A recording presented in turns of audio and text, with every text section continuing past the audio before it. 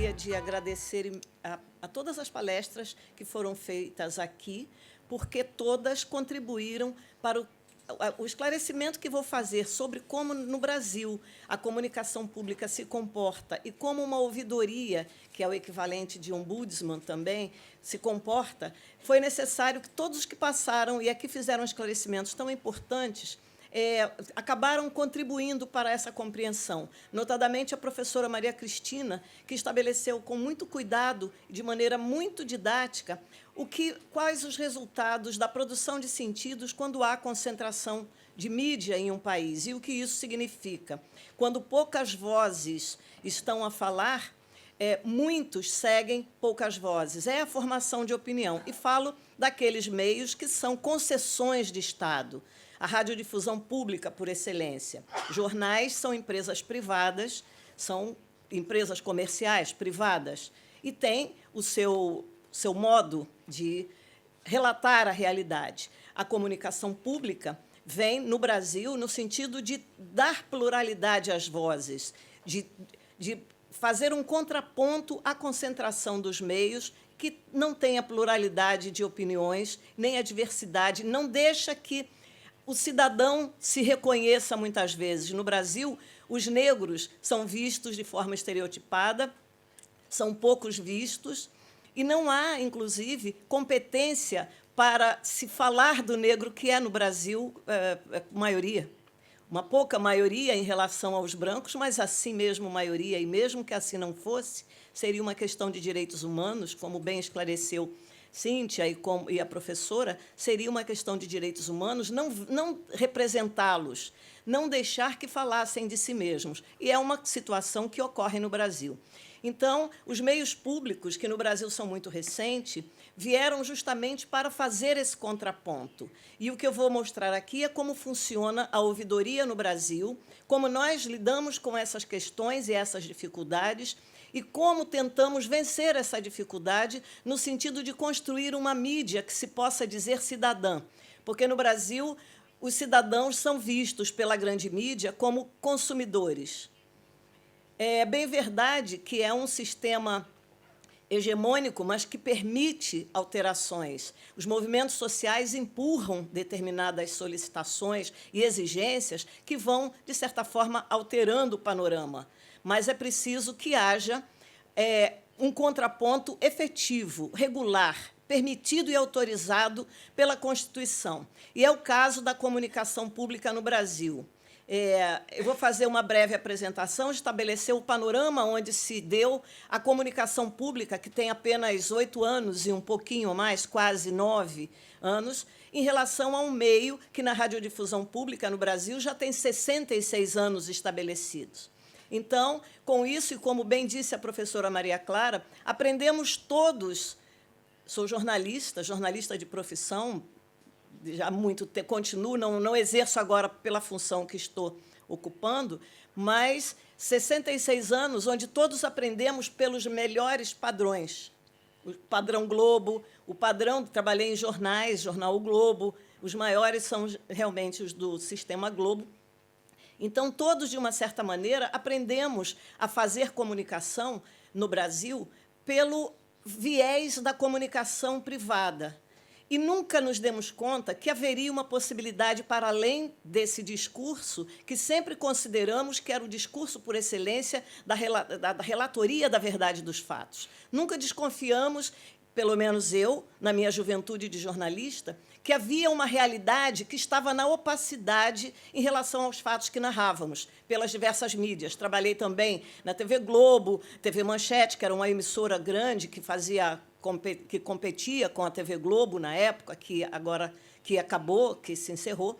Então, aprendemos todos por aí. E mais, embora tenhamos hoje, há 8 anos e um pouquinho, o sistema público de comunicação no Brasil, nós não temos, no currículo da comunicação das universidades, não temos uma disciplina obrigatória de comunicação pública.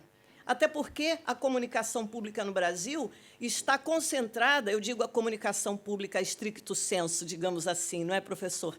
Stricto sensu, na Empresa Brasil de Comunicação, que tem os veículos, semelhante aos veículos da grande mídia, que competem no mesmo território dos discursos, território discursivo da grande mídia. Então, essa apresentação que eu trago é justamente para levantar essa questão. Como nós que aprendemos pela comunicação privada, como nós que vivemos a comunicação privada no nosso dia a dia, porque é a maioria e é a hegemonia do veículo comercial, como nós que aprendemos nas universidades a comunicação privada, porque é o grande mercado, como nós vamos fazer diferente na comunicação pública? Estabelecido, e com a gravidade de tudo que a professora estabeleceu aqui, a não representatividade, a não pluralidade de vozes, como resolver tudo isso se não fomos ensinados desde cedo a fazer isso? Esse é o grande desafio da comunicação pública no Brasil. Vou fazer brevemente aqui uma explanação de como nos comportamos como ouvidoria lá. Então, a Constituição Federal define o campo da comunicação no Brasil dividido em 3 sistemas que se complementam: privado, público e estatal. As empresas privadas dominam o setor. Por terem sido as primeiras a se instalarem e por falta de regulamentação dos artigos da Constituição e de legislação que proíba a propriedade cruzada, as emissoras comerciais constituíram-se em verdadeiros oligopólios que dominam a comunicação no país, encabeçados, obviamente, pelo Grupo Globo.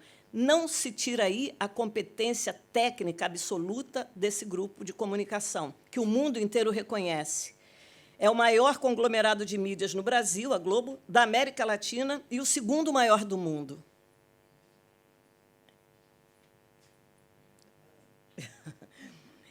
É um português um pouco rápido, vamos devagar. Nesse contexto já estabelecido e monopolizado, com 19 anos de atraso desde a Constituição de 88, foi criada a Empresa Brasil de Comunicação, a EBC, para gerir os veículos públicos. Tínhamos a comunicação privada, tínhamos a comunicação estatal. E o item que dizia da necessidade de criação constitucionalmente da comunicação privada, só 19 anos depois, faz apenas 9 anos, é que foi regulamentado e criou-se o sistema de comunicação pública no Brasil. O sistema estatal reordenado lançou um canal de TV. Me desculpem. O sistema público se constituiu a partir do reordenamento do sistema estatal, do qual herdou as emissoras de rádio, são 8, a agência de notícias, tem uma radioagência e uma agência de notícias, e a emissora de televisão, a TV Brasil. O sistema estatal reordenado lançou um canal de TV para divulgar as ações do governo federal, que é a TV NBR, e um programa radiofônico diário, A Voz do Brasil, de transmissão obrigatória em todas as emissoras de rádio do país, públicas ou privadas. A Voz do Brasil, de transmissão obrigatória, que fala pelo rádio das ações que o governo realiza, que são também de interesse público, obviamente. Se formos pensarmos também em termos jornalísticos, quem mais produz mudança na vida do cidadão é o Estado, é o governo. Portanto, as notícias ali são de interesse público. Sei que em muitos países o estatal é considerado público e realmente o é, mas no Brasil é um pouco diferente. Tanto a herança do passado quanto essa proximidade e esse sistema estatal, a prestação de serviços, tanto da TV NBR estatal quanto do programa de rádio, eles são feitos na Empresa Brasil de Comunicação como prestação de serviços, que nos traz a verba necessária para mantermos também a comunicação pública. Então, obviamente, tem aí uma herança do passado que a EBC, de uma certa forma, carrega, de ter herdado as emissoras de televisão, sistema de rádio, agência, e mais essa proximidade por prestar esse serviço ao governo. Tanto a herança do passado quanto essa proximidade na prestação do serviço ao governo causam uma dificuldade à imagem das mídias públicas junto à sociedade, fazendo com que a personalidade pública se confunda muitas vezes com a estatal. Ou, pior ainda, com uma imagem de agência de divulgação governamental. Essa é uma distorção que se percebe não apenas nos espectadores, mas no jornalismo dos veículos e até mesmo na relação das autoridades governamentais com a EBC, quando esperam uma cobertura que privilegie suas ações ou lhes seja favorável. Mas o campo público no Brasil não se esgota nos veículos geridos pela EBC. É um campo amplo que inclui outros meios públicos, como as emissoras de rádio e televisão vinculadas às universidades, as emissoras comunitárias de rádio e TV, as educativas e culturais de rádio e TV dos estados. Todos somados, pode-se considerar que o Brasil tem algo em torno de 5.000 veículos públicos, mais do que qualquer sistema privado no mundo. Por lei, compete à EBC fixar mecanismos de cooperação com entidades públicas ou privadas que explorem serviços de comunicação ou radiodifusão pública para a formação e consolidação da Rede Nacional de Comunicação Pública. Essa é uma tarefa das mais importantes, mas que esbarra em diversos obstáculos, obstáculos financeiros, mas também obstáculos, no caso das universidades e mesmo das educativas e culturais dos estados, é que há uma percepção de que aquele veículo é de propriedade ou do reitor ou do governador e que, portanto, deverá cumprir também um papel de assessoria de imprensa ou divulgação dos atos governamentais ou das universidades institucionais. As entidades que aderem a essa Rede Nacional de Comunicação Pública, porque não é necessário que todos estejam, mas há uma grande adesão, entre outras obrigações, elas deverão constituir e manter um conselho curador, integrado majoritariamente por representantes da sociedade civil, assim como criar e manter uma ouvidoria, responsável pela elaboração de relatórios e análises críticas de sua programação, a serem encaminhados ao Conselho Curador, tendo o modelo da EBC como parâmetro. Desde que a EBC foi criada, só um minutinho aqui. Sim.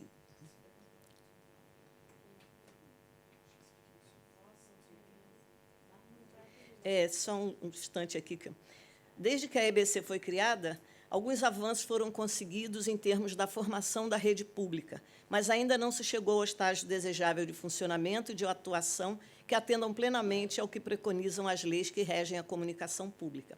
Se observarmos que temos 5.000 veículos que são públicos e, por vocação, deverão ser públicos no sentido de manter conselhos onde a sociedade possa se manifestar sobre os conteúdos, onde possam ver e deixar ver e serem vistos, se pensarmos dessa forma, nós teríamos a situação da democratização da comunicação resolvida no país.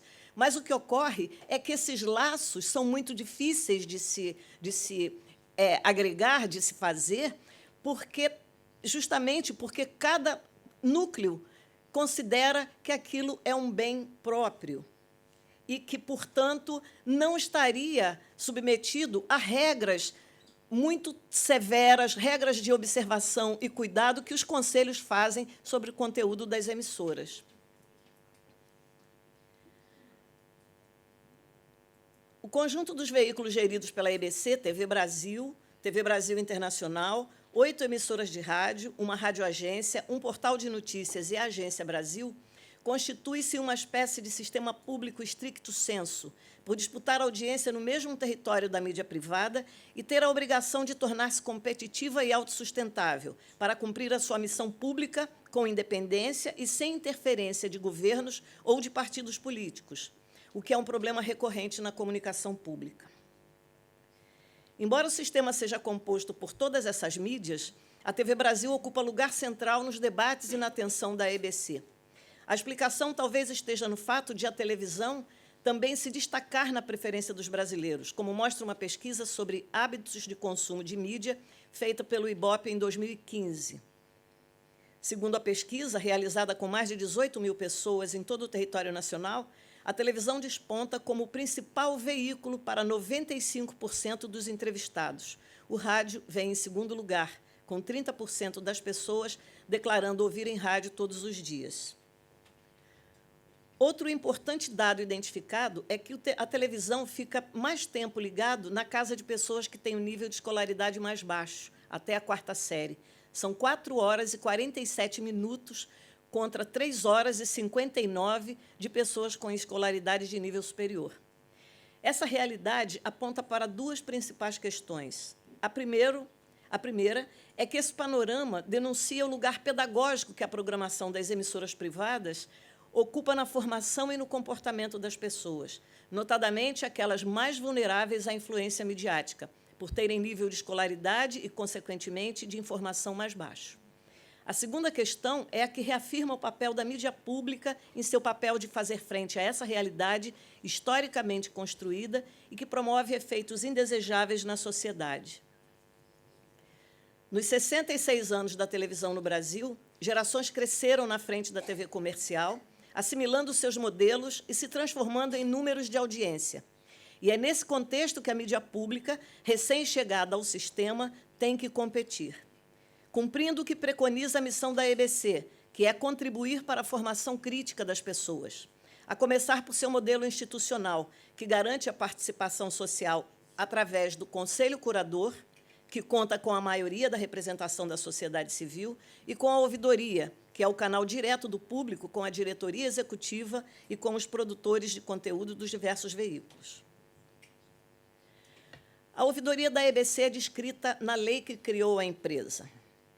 A ouvidoria, o ouvidor ou ouvidora tem um mandato de 2 anos, permitindo apenas uma única recondução.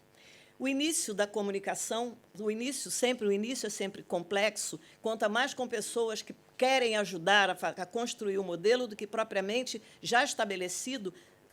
O modelo se constrói em regras para se conduzir os trabalhos daí em diante.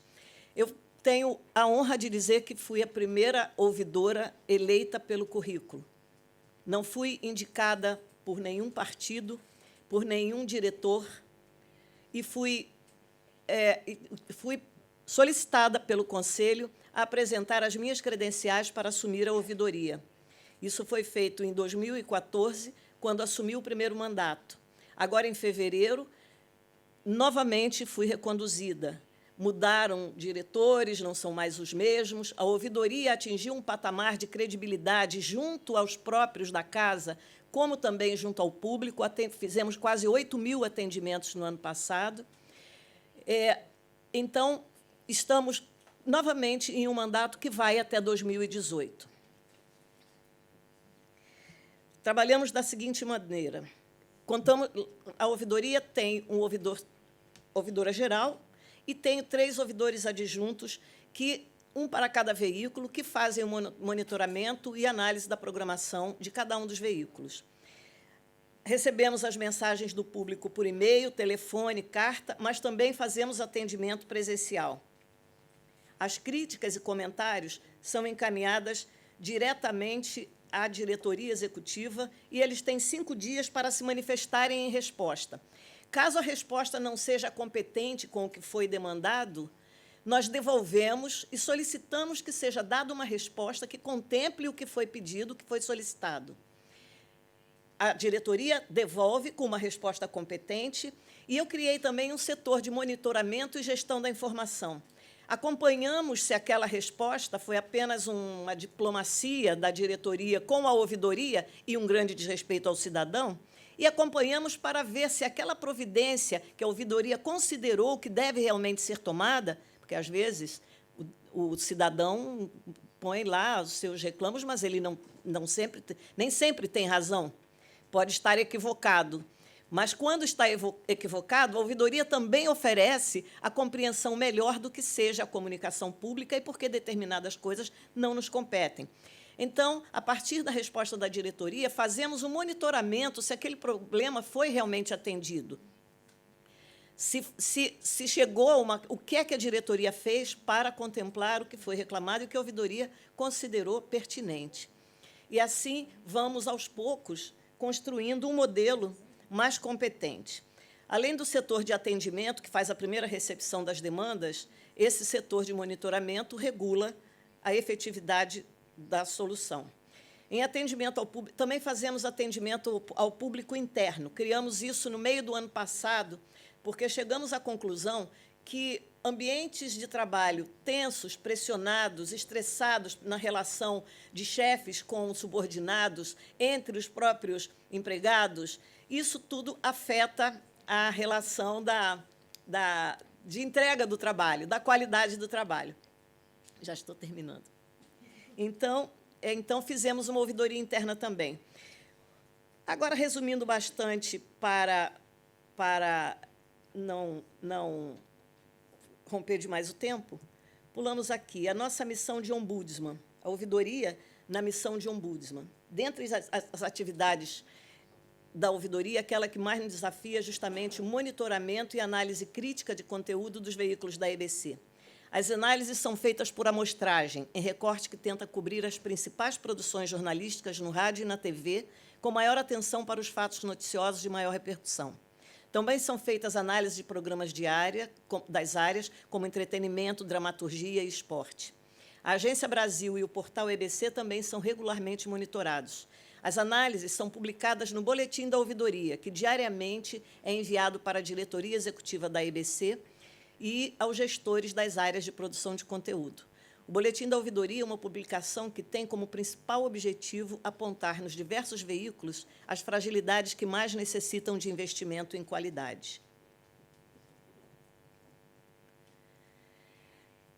Bom, os desafios e perspectivas da comunicação pública no Brasil, os desafios, eu posso, mais uma vez, recorrer à apresentação da professora, que aqui também, e também da Cíntia, que também mapearam e mostraram o que ocorre na América Latina. São os problemas do Brasil também. Temos semelhanças nos problemas, mas acredito que também temos afinidades nas possibilidades e propostas de solução.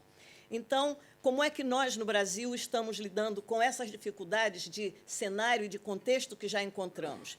Nós estamos criando, na EBC, um Centro de Pesquisa, Desenvolvimento e Inovação em Comunicação Pública, em convênio com a Unesco. Esse centro de pesquisas pretende tornar o meio público dono de seu próprio discurso, construir, com a ajuda das universidades, com a ajuda dos outros entes, como aqui temos tantos, fazer um esforço conjunto para construir um modelo próprio de comunicação que seja comum a toda a América Latina e aos países de língua portuguesa, principalmente os da África, que também têm realidades muito próximas do nosso continente. Então, eu convido a todos a esse esforço de construção do Centro de Pesquisas Aplicadas, Desenvolvimento e Inovação em Comunicação Pública da EBC, porque ali pretendemos construir um espaço de reflexão sobre as nossas problemáticas e também, principalmente, agregar o conhecimento que está disperso e esparso em todos os nossos ambientes de trabalho, os nossos fazeres, para que juntos a gente consiga construir um modelo que possa contemplar e mostrar, apontar um caminho de solução para tudo que a professora aqui também colocou. Muito obrigada a todos vocês.